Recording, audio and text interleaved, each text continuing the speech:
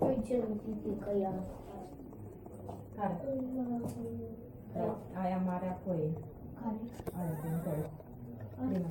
Nu știu. Nu știu. Asta e lui Marș, de lui Uite, asta unde e? Ce frumoasă e. Și uite asta, bunicu. Da, e de la universitate. Și asta. Al lui Sergiu e super ciulea. Mi-a încantat. Și asta e frumoasă. Asta o cunoște acum? Acolo. Al lui Pablo, e și cu lui.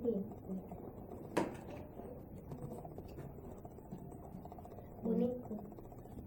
Este cumva să stăm. Nu, asta iar aici, nu uite că Asta. capsule de cafea, vezi? Da, uite, cu Asta capsule e de lui Marco și cafea. al lui Andres. Ce frumos. Vezi ce idee. Și uite, ce asta. A, păi aia cu Asta e al lui Ivan. Aia cu vasul ăsta cu ei. Al lui Vas, cu Vasul.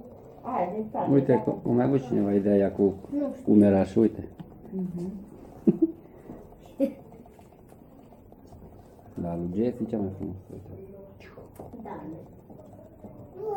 Bum. Adri, uite. Adri, uite lumine.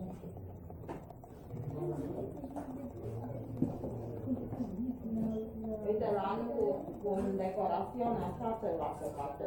Uite, cu piceta.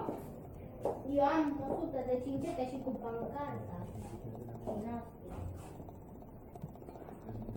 Hai să facă bunicul, i-ai făcut poză?